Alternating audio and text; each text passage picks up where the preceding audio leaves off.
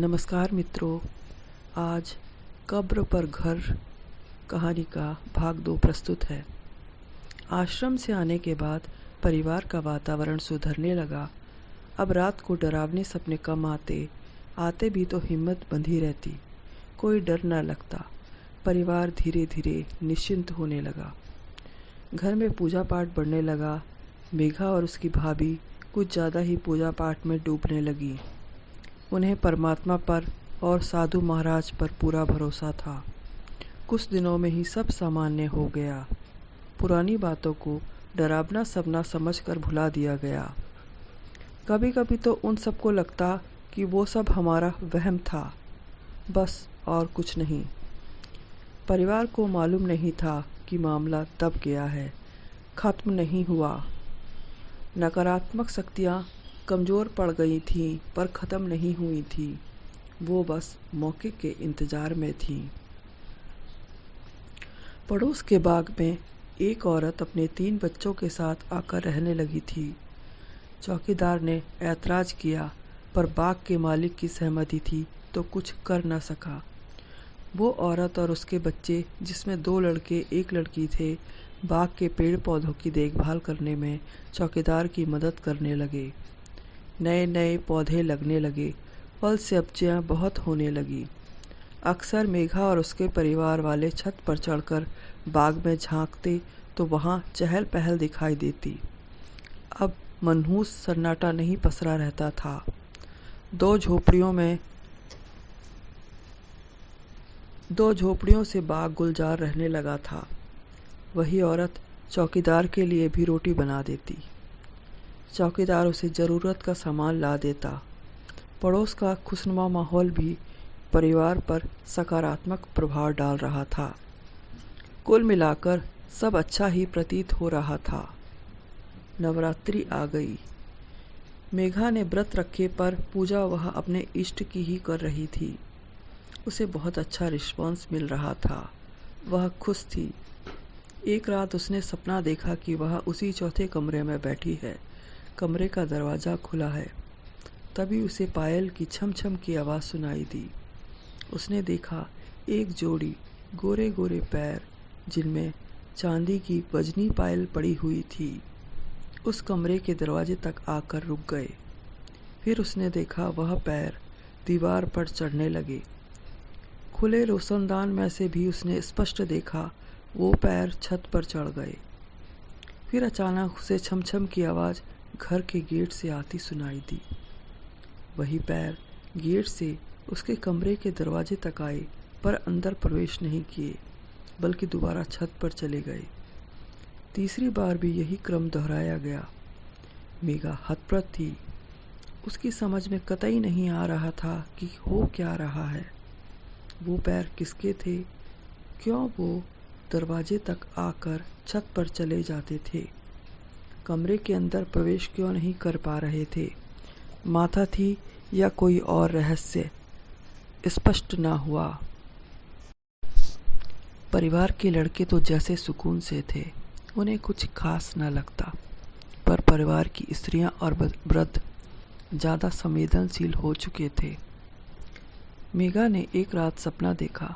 3-4 व्यक्ति उसके कमरे में जोर जोर से लड़ रहे थे। बात हाथापाई तक आ गई। उनमें से एक स्त्री भी थी। मेघा उन्हें बार बार मना करती रही, पर वो नहीं मान रहे थे। मेघा को गुस्सा आ गया। वह गुस्से में उठी। उसने झाड़ू उठाई और उन सबको पीटने लगी। वो सब हड़बड़ाकर इधर उधर भाग लिए। मेघा ने झाड़ू फेंकी और फिर सो गई। अचानक वह चौंक कर उठ बैठी। उसे समझ नहीं आया कि वो सपना था, सच था या कुछ और। पर एक बात तो थी, जो भी था उसे मज़ा बहुत आया था। परिवार का जीवन सही से चले जा रहा था। सारे लोग अपने अपने काम में लीन रहते। धीरे धीरे करके 12 साल बीत गए। मेघा की और बाकी दोनों भाइयों की शादी हो गई थी। सब अपने जीवन में व्यस्त थे। एक रोज़ बाग के चौकीदार ने कोई सब्जी लगाने के लिए गड्ढा खोदा, तो उसे वहाँ समूचा कंकाल मिला। उसने चुपचाप उसे फिर मिट्टी से ढक दिया। पर बात फैल गई थी। शायद वो भी डर गया था। वहाँ रहने वाली औरत और उसके बच्चे भी खौफज़दा थे या नहीं पता नहीं चला। तीसरे दिन चौकीदार रात नींद में ही सोए सोए चल बसा। 35 से 40 साल का था वो। बीमारी भी कुछ ना थी।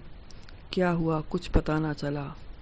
लोग कयास लगा रहे थे कि डर से मरा या किसी ने उसे मार दिया, पर सच्चाई पता ना चली। उसकी लाश उठाकर बाग के बाहर डाल दी गई।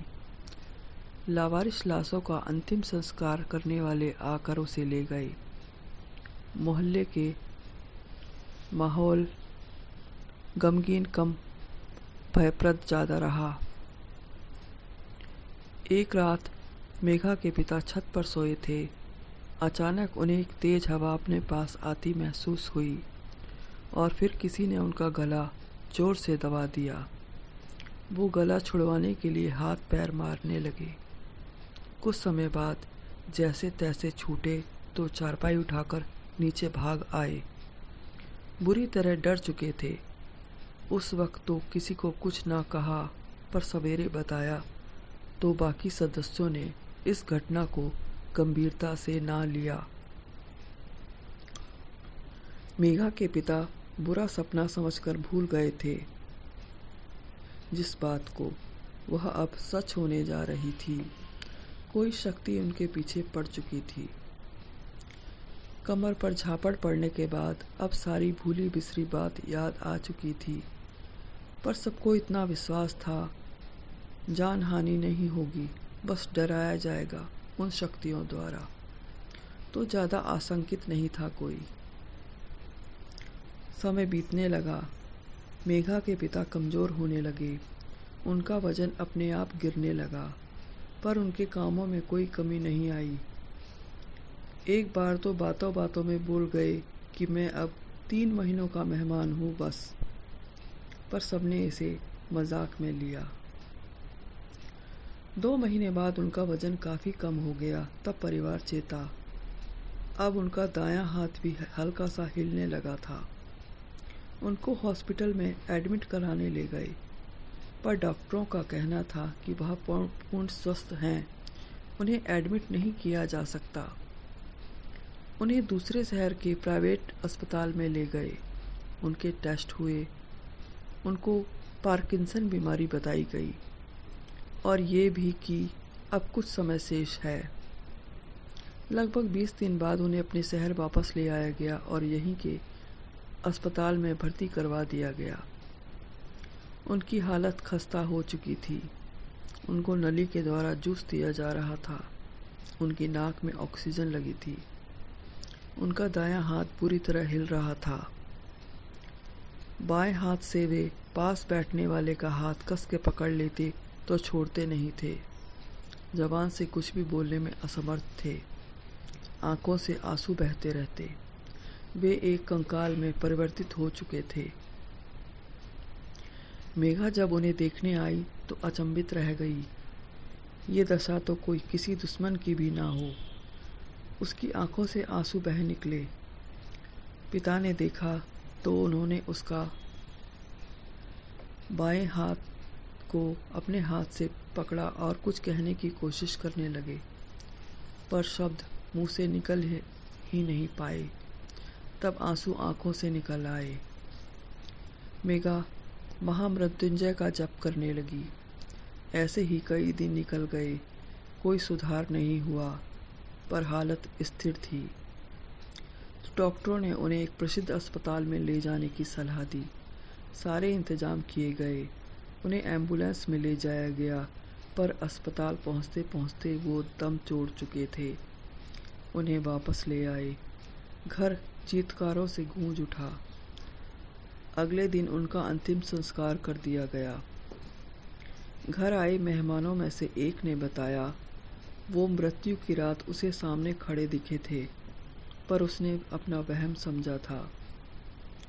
दूसरी स्त्री ने बताया वह सो रही थी कि उसे आवाज़ दी, उठो, मैं आया हूँ, भूखा हूँ, तुरंत खाना बनाओ, बहुत दिन से रोटी नहीं खाई। वह हड़बड़ा कर उठी। पर वहाँ कोई नहीं था। उसने सोचा ऐसा सपना क्यों आया। अगले दिन उसे मृत्यु का पता लगा। घर के सदस्यों को रात को लगता वो उन्हें आवाज़ दे रहे हैं, पर वो यही मानते कि वह सब उन्हें मिस कर रहे हैं, इसलिए ऐसा लग रहा है। पर सबसे खराब हालत तो मेघा की थी। अंधेरा होते हुए उसे डर लगने लगता। उसे लगता कोई उसके पास खड़ा होकर ज़ोर ज़ोर से सांस ले रहा है। उसका दिल ज़ोर से धड़कने लगता। सारे रोम खड़े हो जाते, शरीर में सिहरन दौड़ जाती। उसके पिता की आत्मा उसे नुकसान पहुंचाएगी, यह तो वह सोच में भी नहीं सोच सकती थी। पर एक रात कुछ उसने ऐसा सपना देखा कि उसके होश ही उड़ गए। उस रात को सोते समय मेघा ने काले रंग की फूलों वाली मैक्सी पहनी थी और लंबे वालों की 2 चोटियां बनाई थी, जो वह अमूमन कभी नहीं बनाती थी। उसके बाद वह सो गई। रात उसे सपना आया कि उसके पिता उसे लेने आए हैं। वह पूर्ण स्वस्थ लग रहे थे, कोई बीमारी का चिन्ह तक न था। उन्होंने उसे अपने प्रिय स्कूटर पर पीछे बिठाया और उसे लेकर चल दिए। मेघा ने पूछा कि वो कहाँ जा रहे हैं, पर पिता ने कोई उत्तर नहीं दिया। मेघा ने ध्यान दिया, वह उसी काली मैक्सी और 2 चोटियों में थी। उसके पैरों में कोई चप्पल नहीं थी। वह नंगे पांव ही स्कूटर पर बैठ गई थी। अभी वह सोच में ही थी कि अचानक स्कूटर रुक गया। मेघा ने नज़र दौड़ाई तो वह किसी बहुत बड़े पुल के पास खड़े थे। वहाँ बहुत चहल पहल थी, लोग इधर उधर घूम रहे थे। मेघा को कुछ समझ न आया। उसके पिता एक तरफ चले गए। वह तुरंत भागकर एक खंबे के पीछे छुप गई। उसके पिता स्कूटर के पास वापस आए। वहाँ उसे न पाकर वह आसपास में उसे ढूंढने लगे। बहुत देर तक जब वह ना मिली तो वह अकेले ही पुल पार कर दूसरी ओर चले गए। मेघा पुल के इस ओर ही रह गई। उसका दिल बहुत जोर से धड़क रहा था और उसकी आंखें खुल गईं। वह पसीने पसीने थी। उसके दिमाग में एक ही बात गूंज रही थी कि उसके पिता उससे बहुत प्यार करते थे, इतना कि वे उसे अपने साथ ले जाना चाहते थे। इस बात ने उसे भयाक्रांत कर दिया। वह सुबह होने का इंतजार करने लगी। अगले दिन वह अपने मायके पहुंची और उसने सारी बात अपनी माँ को बताई। उसकी माँ ने उसे बताया, वो उसे भी सपने में दिखे थे और उन्होंने बोला था, मैं कहीं गया नहीं हूँ, मैं यहीं हूँ, इसी घर में तुम सबके साथ। मेघा की समझ में न आया कि वो क्या कहे। फिर उसकी माँ ने एक और बात बताई कि उन्होंने कहा है कि कोई भी काम हो बेटी को बोलना, वह करवा देगी और किसी भी तरह की चिंता मत करना, मैं साथ ही हूँ। इस बात से मेघा और परेशान हो गई।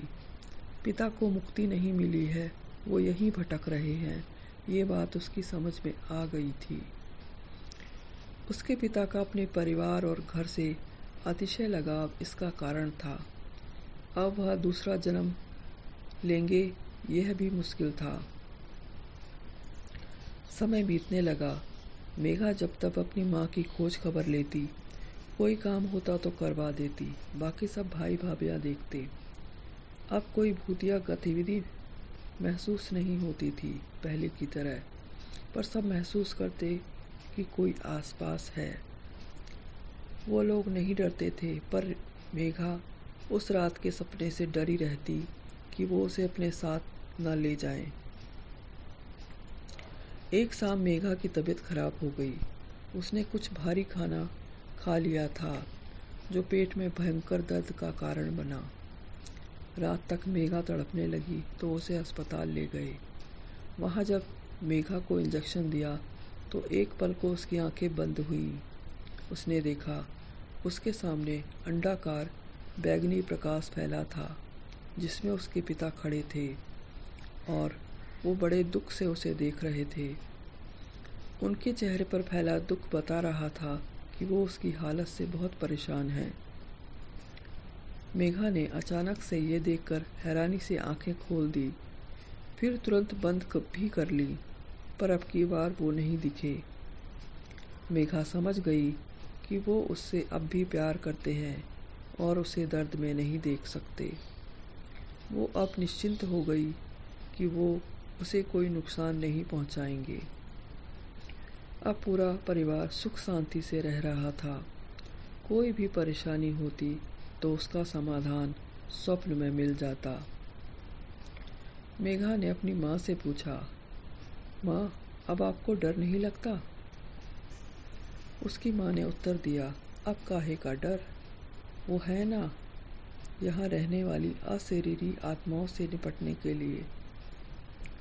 वो जिंदा रहते भी तो प्यार करते थे हम सबको, मरने के बाद भी वो हमें छोड़कर नहीं गए, यहीं बस गए। अब उनके कारण कोई आत्मा हमें परेशान नहीं करेगी, डर खत्म हुआ। मेघा ने कहा, पर माँ, वो खुद आत्मा है, उनसे डर नहीं लगता आपको? माँ ने कहा, नहीं, क्योंकि आत्मा अच्छी या बुरी दोनों तरह की होती हैं। अच्छी आत्मा से डरना नहीं चाहिए। दूसरी बात, वो हमारे पूर्वजों में शामिल हो गए हैं, वो हमारा भला ही करेंगे। मेघा ने माँ को बताया, वो अक्सर अपने सपनों में पिता को खाना मांगते देखती है। माँ ने कहा, वो भूखे गए हैं, उनके नाम का खाना निकाल कर गंगा किनारे रखवा दिया करो या अपनी छत पर कौओं को खिला दिया करो। मेघा ने कहा, वो ऐसा ही करेगी। मेघा के आगे मृत्यु के बाद का कुछ रहस्य खुल गया था। वह जान गई थी कि मृत्यु के बाद सब कुछ खत्म नहीं होता। मृत्यु सिर्फ शरीर की होती है, उसके बाद भी कुछ बच जाता है। और आगे जानने के लिए वह पूजा पाठ और जप तप में लग गई। यह कहानी यहीं समाप्त होती है। आप सबका धन्यवाद।